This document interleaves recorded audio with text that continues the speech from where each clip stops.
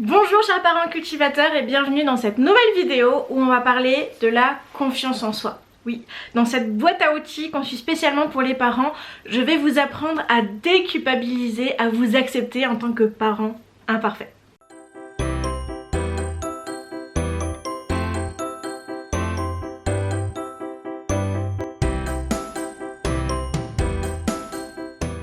Est-ce que vous vous acceptez toujours tel que vous êtes? Ou est-ce que, comme moi il y a encore quelques temps, vous êtes plutôt du genre à ne vous trouver jamais assez bien en tant que parent, à culpabiliser dès que vous faites quelque chose en disant ah, j'aurais pu mieux faire, là j'étais nulle franchement, j'étais peut-être trop stricte, pas assez stricte. Ou encore peut-être même à ne pas vous accepter tel que vous êtes en tant que personne aussi. Je suis trop mince, je suis trop grosse. Mes cheveux sont trop bouclés, mes cheveux sont trop lisses, ils sont pas assez épais. Ah, je ne sais quoi encore.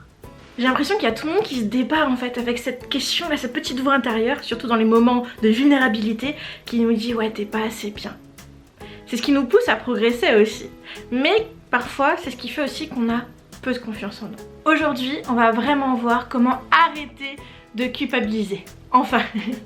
Mais surtout on va apprendre à avoir plus confiance en nous.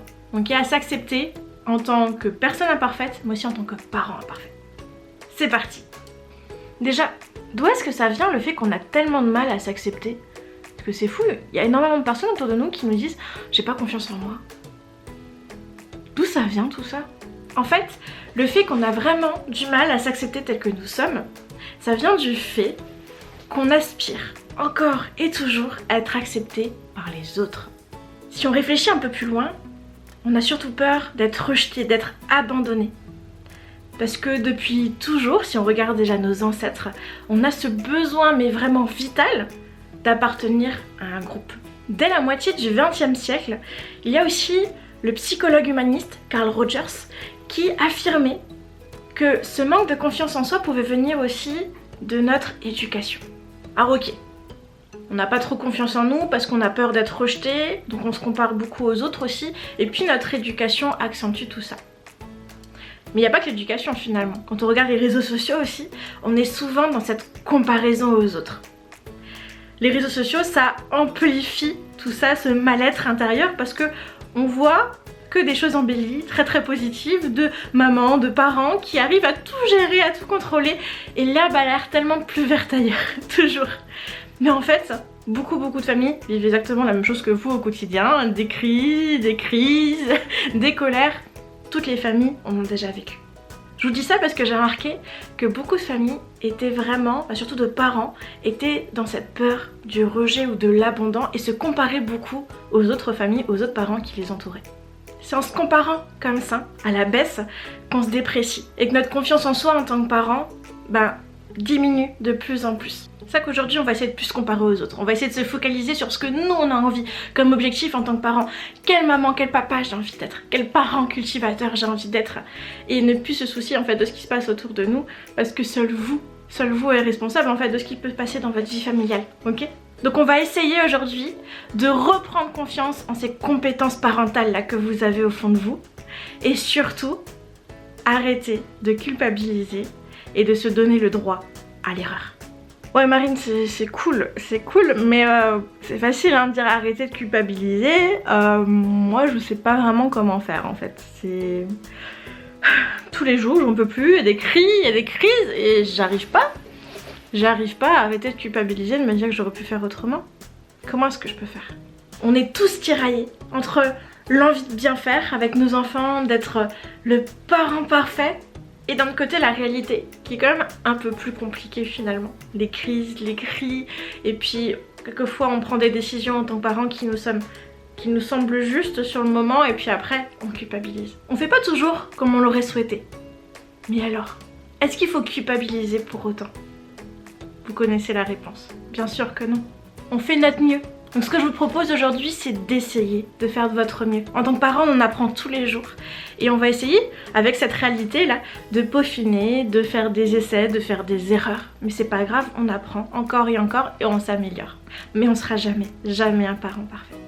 Moi personnellement, je me suis longtemps culpabilisée en me disant que j'étais peut-être pas une assez bonne mère, que je faisais des choses pas vraiment correctement.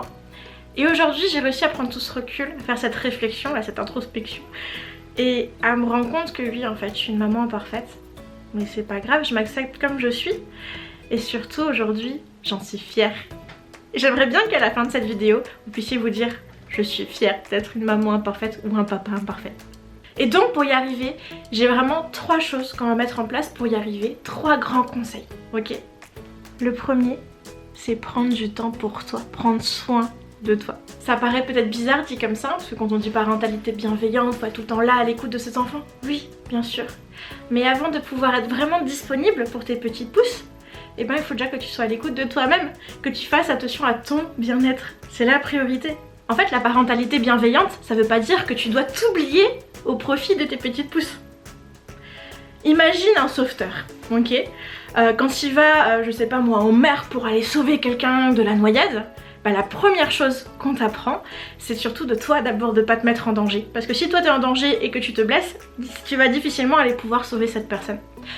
En tant que papa, en tant que maman, en tant que parent cultivateur, bah on a un peu des super-héros là de nos petites pousses. On a besoin d'être complètement présent et du coup de faire attention à notre bien-être aussi, d'être bien dans notre tête, dans notre corps, de nous accepter tels que nous sommes pour pouvoir être vraiment disponible pour eux. Et du coup la première clé de la parentalité bienveillante, c'est déjà prendre soin de toi. Et donc ça veut dire de faire attention à ce que tu ressens. Tes sentiments, tes émotions, tes besoins, pour faire référence aussi à la petite vidéo que j'avais faite aussi sur la communication non violente, tu te rappelles? Ça c'est vraiment super important, c'est la base.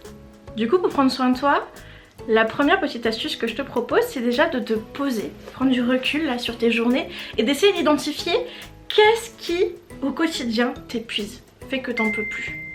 Ça peut être des petites choses, peut-être que c'est un petit cumul de plein de petites choses. Est-ce que c'est quelque chose au travail, c'est quelque chose à la maison? Est-ce que c'est le moment du bain en particulier? Le moment du repas, le moment des devoirs? Une fois que tu auras cerné quelle est la problématique, et ben comme ça tu vas pouvoir trouver des solutions et te dire ok, comment est-ce que je peux faire pour que ce moment-là qui m'épuise vraiment au quotidien, ben peut changer, peut être peut-être un moment moins négatif, plus positif pour moi et pour mes petites pousses. Donc tu peux complètement repenser ton organisation, tu peux impliquer aussi tes petites pousses, ton conjoint, ta conjointe, tu peux changer les choses en fait, il n'y a rien qui est figé, ok?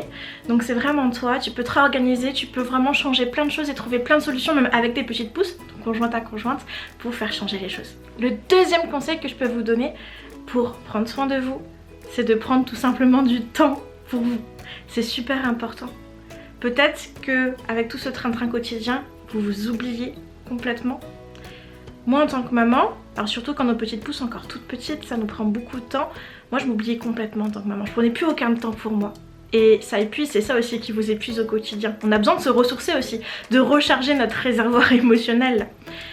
Et pour recharger vos batteries, vous pouvez faire plein de choses que vous aimez. Ça peut être simplement vous reposer, juste ne rien faire. Ça peut être peut-être mettre en place de nouveau une passion que vous avez laissée de côté et que vous aimez. Prendre ce temps-là aussi, si c'est pour vous une priorité, et bien vous allez trouver le temps de le faire. Et je vous invite vraiment à réfléchir aussi, quel est mon passe-temps, quel est quelque chose qui, au quotidien qui pourrait me ressourcer et me faire du bien pour prendre vraiment du temps pour moi, ok? La deuxième chose à faire pour reprendre confiance en toi et diminuer aussi tout ce stress à la maison, c'est prendre soin de ton couple. Ouais. Alors si t'es une maman solo, un papa solo, cette partie de ma vidéo va peut-être moins te parler. Mais pour tous ceux qui sont en couple, c'est super important aussi de prendre soin de vous et de ne pas vous oublier. Parce que pareil, quand on a des enfants, avec le train-train quotidien, et ben on s'oublie aussi en tant que couple. Et moi c'est pareil, mon conjoint, et ben c'est pas que je l'ai laissé de côté, mais on passait de moins en moins de temps ensemble. La parentalité bienveillante, ça passe par le couple aussi. Pouvoir être d'accord sur votre façon d'éduquer, de pouvoir bien discuter aussi des choses que vous mettez en place à la maison et que ce soit votre conjointe ou votre conjoint soit aussi dans cette optique en fait d'améliorer les choses au quotidien. C'est, vous savez, quand on parle de coopération, c'est parce que finalement, c'est pas seulement vous qui avancez pour y arriver, c'est pas juste vos petites pousses qui doivent avancer, c'est toute la famille, ensemble. Et autant la bonne entente dans le couple, ça peut justement diminuer le stress au quotidien, autant les mésententes, ça vous rajoute encore plus de stress. Et je pense que vous en avez déjà bien assez au quotidien. La troisième chose à mettre en place, c'est favoriser une relation positive avec vos petites pousses. Alors oui, vous aimez vos petites pousses plus que tout au monde. Et oui, c'est pas facile. On n'a pas de mode d'emploi en tant que parent, et comme on l'a dit tout à l'heure, il n'y a pas de parents parfaits, donc on fait quelquefois des erreurs et c'est pas grave. On apprend chaque jour. Mais déjà, pour réussir à progresser, aller de l'avant, avoir plus confiance en vous en tant que parent et réussir à avoir une meilleure relation, plus positive avec vos petits pouces, il va falloir déjà se rendre compte que vous n'êtes pas la seule personne à vivre cette situation et qu'il y a plein de familles qui vivent la même chose que vous. Il va falloir vous détacher des avis des autres et aussi du regard des autres. Les autres parents sont pas mieux que vous, loin de là. Et pas besoin de se saper le moral du coup en entendant les commentaires de... Alors ça peut être même votre belle-maman, un voisin ou les gens que vous croisez dans un magasin qui vous critiquent. Il y aura toujours quelqu'un pour dire ce que vous faites, c'est pas bien. Mais c'est jamais assez bien. Jamais, jamais. Je pense qu'on a tous eu en tant que parents ce moment de gloire où il y a quelqu'un qui vient nous faire un commentaire déplacé sur notre manière de faire, d'éduquer nos petites pousses. Et pourtant, qui connaît mieux que vous, vos petites pousses, que vous-même en tant que parents? C'est vous qui les avez fait, c'est vous qui les avez élevés depuis le début, vous les connaissez par cœur. C'est vous qui vous efforcez de faire votre mieux au quotidien, c'est vous qui vivez avec eux. Alors, faites pas attention à ces commentaires, vraiment, laissez couler, laissez couler. Ne vous laissez surtout pas déstabiliser dans vos compétences parentales et gardez toujours votre cap, votre objectif en tête. En fait, la parentalité bienveillante, c'est surtout aussi ne plus faire attention au regard des autres. Et s'il y a un conseil que je peux vous donner, surtout, c'est suivez votre route et restez comme vous êtes. Surtout, changez pas parce que quelqu'un vous a dit que c'était comme ça qu'il fallait faire ou comme ça. Il n'y a pas de bonne façon de faire en fait. Il y en a des millions et des millions. Que vous gardez sans relâche, l'envie de vous améliorer, l'envie d'apprendre, l'envie d'être chaque jour un meilleur parent, encore et encore. C'est ça qui compte, c'est ça qui va faire la différence, c'est ça qui va faire que vous allez reprendre confiance en vous. Donc le premier petit conseil que je peux vous donner, c'est fuyez cette quête de la perfection parentale. Ok, vous serez jamais parfait, fuyez toutes ces idées-là et simplement profitez de chaque instant. D'ailleurs, deuxième petit conseil, à chaque fois que vous avez réussi à faire un pas vers votre objectif, fêtez toutes ces petites victoires, c'est super important aussi au quotidien. Et donc troisième petit conseil, ce que vous pouvez faire, c'est carrément mettre en place à la maison un petit journal de gratitude. Chaque soir, par exemple à l'heure du coucher, vous pouvez écrire toutes ces choses géniales qui vous sont arrivées dans la journée, toutes les choses que vous avez réussi à faire que peut-être avant vous n'aurez pas réussi à faire. Pour conclure cette boîte à outils, ce que je peux vous dire surtout, c'est que c'est bien une chose que j'ai compris, moi en tant que maman, c'est que quelle que soit la situation, même cette difficulté, même si elle est insurmontable parfois, et ben c'est pas mes petites pousses le problème. Mais au contraire, c'est plutôt moi qui ai une partie de la solution. En vérité, on est tous des parents géniaux. On a tous un potentiel et des compétences parentales incroyables. Mais finalement, c'est nos petites pousses qui vont faire en sorte qu'on va exploiter tout ce potentiel ou non. C'est ça que c'est important de garder confiance en soi et de les aimer chacun à notre façon, avec nos pratiques. Et donc si parfois vous craquez, ben pas besoin de culpabiliser. Si je peux résumer un peu tout ce qu'on a dit, et ben vous êtes des êtres humains, vous êtes des parents, donc parfois si vous craquez, ben c'est pas grave. C'est juste que vous êtes fatigué et que vous avez besoin un peu de vous reposer, de prendre soin de vous, de prendre soin de vos couples, de prendre soin de vos relations avec vos petites pousses. Et grâce à ces 3 outils, j'espère vraiment que ça va vous aider à aller sur cette voie. Alors, parents cultivateurs, les jours où ça va pas très bien, les jours où vous en pouvez plus, ben soufflez un bon coup et pensez à tout ce que je vous ai dit aujourd'hui. Pour le mot de la fin, ce que je vous dirais surtout, c'est ne croyez pas.